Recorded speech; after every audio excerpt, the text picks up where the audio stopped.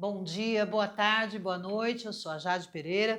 Estou aqui para apresentar um trabalho sobre as origens da hermenêutica universal pelo Centro Universitário Claretiano, professor Paulo Rogério. E eu vou falar de alguns autores importantes, começar pelo Schleiermacher. Destaquei alguns pontos aqui do trabalho dele que são bem interessantes. Ele fala de uma hermenêutica universal, que trata da hermenêutica legal, bíblica e filosófica, mas eu queria focar aqui na linguagem, interpretação e na compreensão que ele divide em gramatical e psicológica. E aí, desde o princípio, desde ele, os demais autores também vão mais fundo nisso, ele fala sobre linguagem, sobre cultura, sobre contexto histórico e da importância que isso tem para o círculo hermenêutico, que parte a interpretação todo, parte, como um círculo que vai e retoma para uma melhor interpretação. O próximo autor que eu vou apresentar para vocês é o Droysen. O Droysen é historiador, então ele fala da importância da história nessa interpretação. Ele sintetiza várias teorias da historiografia, ele fala da teoria da historicidade, da filosofia da história do Hegel, da teoria do método e propõe um círculo hermenêutico na história. Olha que interessante isso. O saber da humanidade e as consciências individuais, como que isso se exterioriza daqui para cá e retoma. E como historiador, é claro que ele acentua a importância da história na interpretação, na hermenêutica, que é, na verdade, a arte da interpretação. Aí aqui a gente tem que se lembrar que a palavra arte, ela é usada como a capacidade de fazer alguma coisa, arte interpretativa. O próximo autor que eu vou apresentar para vocês é o Humboldt, ele é linguista e ele fala, olha que interessante isso, né? Da interdependência de palavra e pensamento, como o pensamento interfere na palavra, na linguagem, e como a palavra também interfere no pensamento. E que a linguagem é uma construção coletiva, sendo a língua um dom e ao mesmo tempo uma herança, e da concepção performativa, que influencia nessa construção coletiva aqui, que tem a ver com a consciência de si mesmo e da consciência do mundo e do outro. Próximo autor, Dilthey. Olha que interessante, ele propõe uma metodologia empirista para investigar as ciências humanas. E ele fala uma coisa interessante aqui sobre as tarefas humanas se dividirem em explicar objetos físicos e compreender os objetos espirituais. Então ele chama as ciências humanas também de ciências espirituais. Aqui na explicação dos objetos físicos, das ciências naturais, o nexo causal. E aqui na compreensão dos objetos espirituais é que está as ciências humanas e o nexo consciente. Aqui, olha, ele fala sobre o sujeito, que somos sujeitos psicofísicos, né? Então, mente e corpo trabalham juntos, estão conectados, associados nesse sujeito. Na ação desse sujeito, na consciência de si, e olha que interessante, a interação subjetiva para a compreensão do outro através de manifestações de vida, que ele divide aqui, ó, em consciências, juízos, pensamentos, ações e estados interiores expressados empiricamente, que são as expressões faciais e corporais que a gente utiliza na comunicação do dia a dia.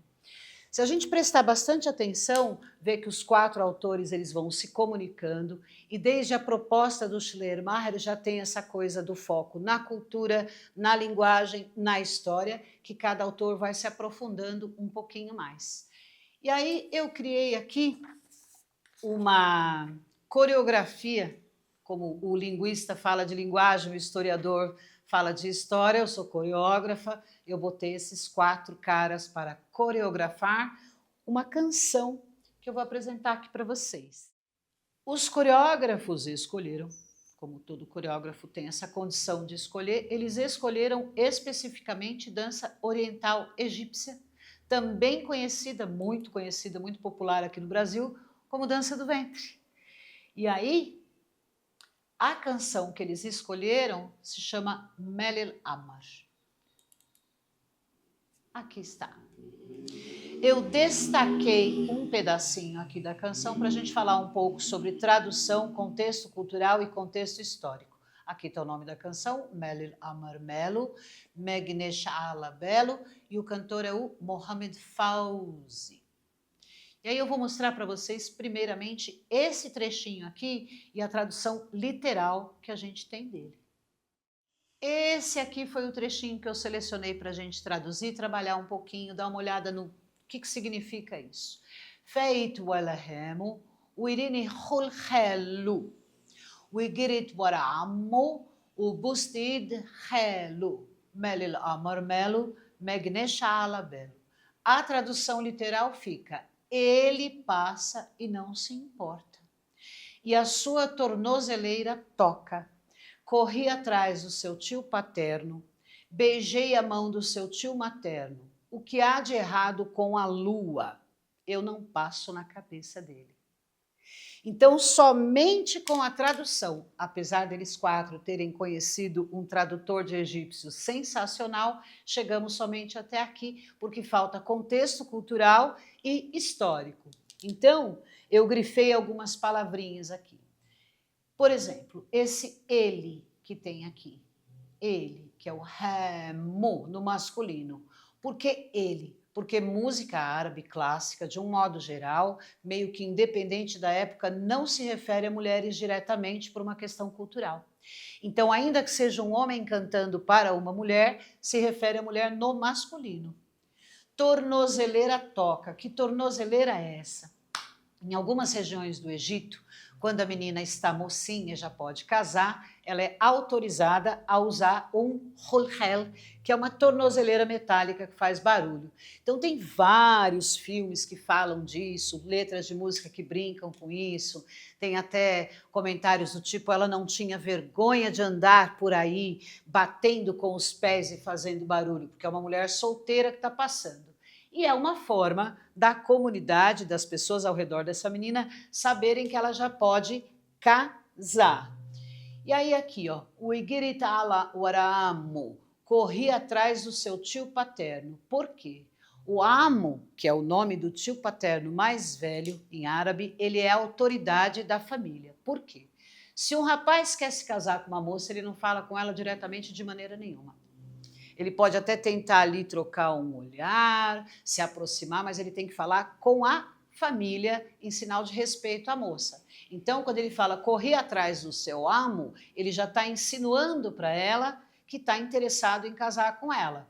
O tempo, você passa por mim e não me dá a mínima, mas ele já está ouvindo o hulhel, então ele sabe que ela já pode estar pronta para casar. Corri atrás do seu tio paterno, beijei a mão do seu tio materno. Em árabe, bosteid, beijar a mão, não é exatamente um sinal de respeito, é mais próximo da súplica. Então, às vezes, quando, por exemplo, alguém na rua, no Egito, pede dinheiro, pede ajuda, alguma coisa, e você ajuda, a pessoa beija efusivamente a sua mão. É uma forma de súplica, diferente da gente ocidental, que usa isso como uma forma de carinho. Melil e carinho e respeito, né? Mel il amar melu. Olha que interessante. O que há de errado com a lua? O que a lua tem a ver com isso? Lua é uma forma de chamar mulher. Por conta desse pudor cultural para se tratar de mulheres, de usar pronome feminino, de usar a palavra ela em árabe é raro de usar em música, então chama de Amar, e tem vários outros nomes para intitular mulheres, além de lua. Então, na verdade, o que há de errado com a moça? Eu não passo na cabeça dele, no masculino de novo. Então, imagina só como é que a gente iria interpretar isso aqui na nossa coreografia. Ele passa e não se importa, a sua tornozeleira toca. Corri atrás do seu tio paterno, beijei a mão do seu tio materno. O que há de errado com a lua? Eu não passo na cabeça dele.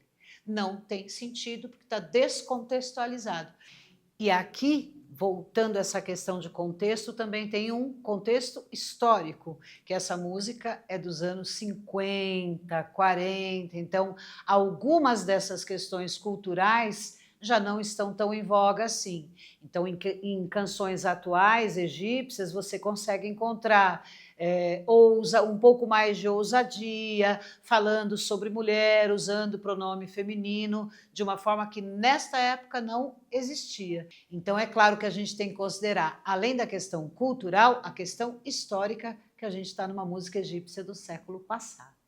Aí eu trouxe aqui uma tradução livre para a gente trabalhar com o significado dessa letra, que fica mais ou menos assim. Primeira coisa, trocar o pronome. Ela passa por mim e finge que não me vê. Ou ela passa e finge que não me vê. E eu sei que ela já pode se casar, porque ele está ouvindo o Hulhel. Insisti com o seu tio paterno e supliquei para o seu tio materno. O que há de errado com essa menina que não está pensando em mim? E aí eles já podem pensar no corpo de baile para dançar, que a gente já tem aqui uma ideia da tradução da canção, que é fundamental quando bailarinas interpretam uma música num outro idioma. Aí eu vou mostrar para vocês a estrutura coreográfica dos nossos pensadores. Está aqui. Do Schleiermacher, o que eu peguei de inspiração dele, compreensão gramatical e psicológica, e a questão cultural. Lembrando, né, que os demais pensadores reforçam essa questão da história, a questão da cultura, mas como é uma coreografia dividida em 4 autores, todo mundo tem que trabalhar um pouquinho. E aí aqui na compreensão gramatical e psicológica da música, tradução, adaptação da letra, pesquisa sobre a vida e a obra do cantor, para poder ter um entendimento maior dessa canção. Lembrando lá do comecinho que eu falei do círculo hermenêutico de parte todo, a compreensão de uma canção de um determinado autor fica infinitamente maior quando a gente compreende a obra dele. E também a compreensão de uma canção ajuda a entender a obra dele como um todo. Na dança, a técnica, digamos a gramática da dança seria a técnica de dança oriental, pesquisas sobre as bailarinas egípcias que fizeram interpretações anteriores e a cultura egípcia, tanto para a compreensão da letra da música, quanto para a atitude corporal dentro da dança. Aqui, do Droysen, eu peguei o contexto histórico que nos auxilia a compreensão da letra da música e a história da dança do ventre no Egito. Por que que fizeram aquilo, em que momento fizeram aquilo, para que serviu naquele momento, o que é daquele olhar daquelas bailarinas que a gente pode trazer para hoje. Do Humboldt, que é linguista, a linguagem. O que é linguagem na dança? A técnica oriental. Então, se a gente tem 10 bailarinas dançando juntas, é fundamental que elas tenham a mesma linguagem corporal. Aqui, para acertar a linguagem, a seleção do corpo de baile, todas as bailarinas devem ter a mesma compreensão, experiência técnica e estética. A necessidade de conexão emocional com a música para expressar o que o autor sentiu ao compor e ao cantar. Ele fala da interdependência da palavra pensamento e de construção coletiva da linguagem. Então aqui vem ensaios e mais ensaios até que a linguagem corporal fique idêntica em todas as bailarinas.